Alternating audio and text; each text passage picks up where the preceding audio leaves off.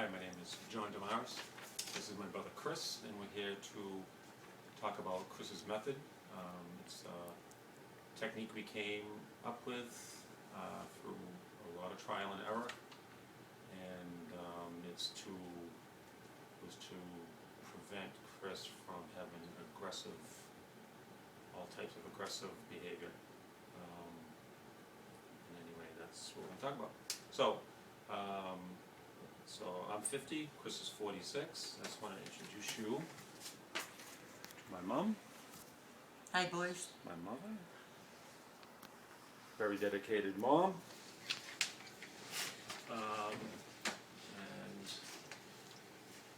Chris stayed home until he was 23 years old and was living with my mom, and then moved to a group home. Reason being the aggression, a lot of OCD, self-injurious behavior, the usual things. My mom tried to keep him home as long as possible, and it just got out of hand. She was doing it by herself. So we moved to a group home, and after that, being the dedicated mom she is, she would have Chris over twice a week. One night was a sleepover, and the other night was a dinner. And I would chaperone most of them, or somebody else would have to chaperone, maybe somebody that worked with Chris. So like I said, 2 times a week we would do that. So this went on for many years. It was our regular routine, and things were pretty good, except it was not always easiest at times.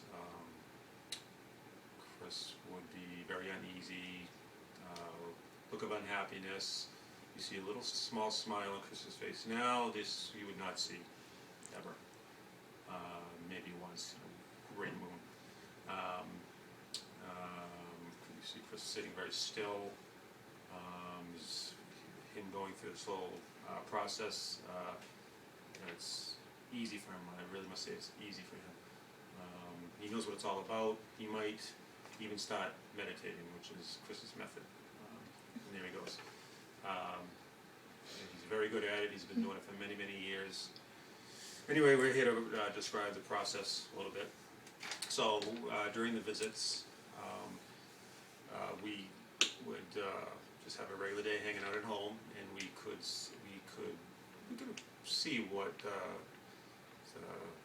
ascension to Chris having a bad time. A lot of pacing, probably a lot of hand shaking, and it would just progressively get worse as the day went on. Before long, it was getting to be close to full-blown.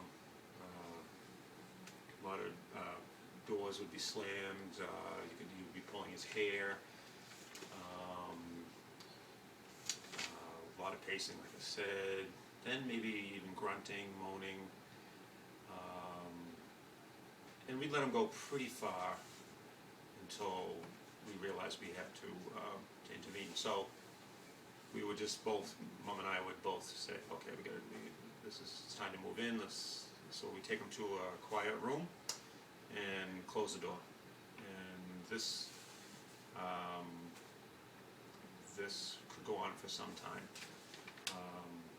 It was very difficult, probably very difficult for my mom to hear it in the other room.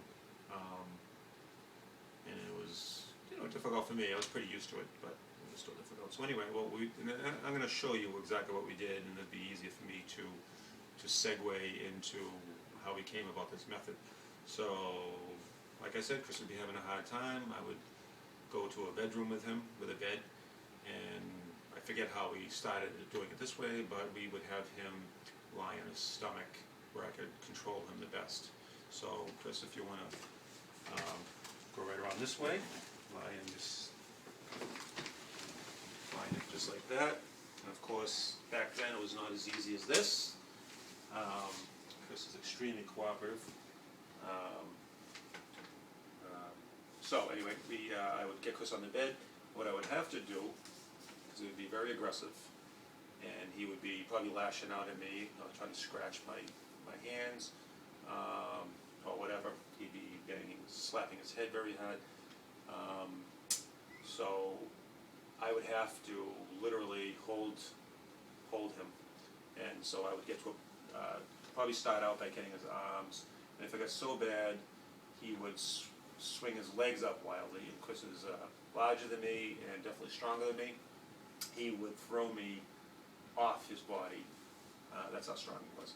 So I would definitely have to do a full body restraint. I'm not going to do it now because I just don't want to have Chris go through it again. So I'll describe. I'd be on his body. I'd be literally sitting on his lower back, holding his arms, using my legs to hold his legs down, which was not.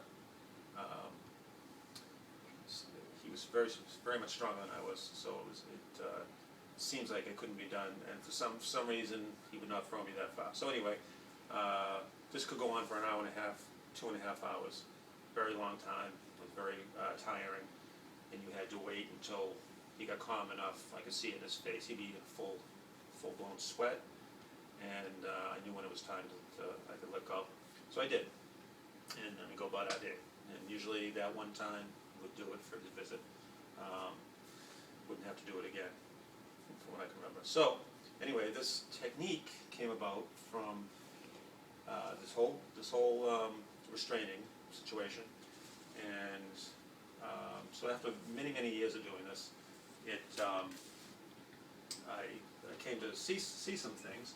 I realized when I was on this half of his body, holding that part of his body, when I saw small signs of him calming down, I would let off of his legs a little bit with my legs, and from what I remember, that seemed to be okay. And then I realized he was starting to calm down. But I did start noticing that would start down there, and then I would just have to deal with his upper body. And after some time, I think this is how it happened. I didn't take any notes. Wish I had. He'd be giving me all his force up here, and somehow I realized if I just let off of this arm, I was getting most of resistance on this side of his body. Come to find out, I think he was following my hand restraint around, and so anyway, I started to practice this each time we had the occasion, which was just when he had his upsets, and I was right. He was following my hands. He was using me to vent, to export this aggression, this energy. So after many trials, I got to the point of just holding one arm. Or there'd be a point where after we were getting good at it, I would have Chris lie down, and the first thing I did was grab his arm, and he would be throwing his arm around. So I realized he was definitely going towards my arm, my restraint. And before long, I was trying to get Chris to close his eyes. And I forget why I had him do that. It just seemed natural. Or maybe he was keeping his eyes closed. Now he's closing his eyes. He's a good demonstrator. So he would have his eyes closed, and I would have a hand here. And as time would go on during that session, I would let up on my hands, and to the point where I was letting up totally, and it was just a touch. So at some point I decided I'm going to have him get to a sitting position, but keep my hand on his hand until he got to the seat, and I would continue putting my hand on his hand and on his arm, and then eventually let go. And he kept his eyes closed, and he continued on his own.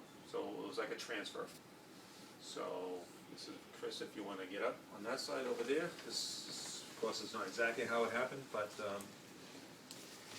Chris would be sitting, and he would keep his eyes closed. I keep my hand here, right? Keep your eyes closed. and then eventually I would let go. Now this was over many, many, many times. It was a lot of practice, and him experiencing this takeover of the exporting of the aggression, I like to call it, the exporting of the energy. And after all this time, I must say, my guess is that Chris was having anxiety attacks, massive anxiety attacks, causing him a lot of pain, which brought him to this self-abuse or lashing out towards others, banging property, whatever.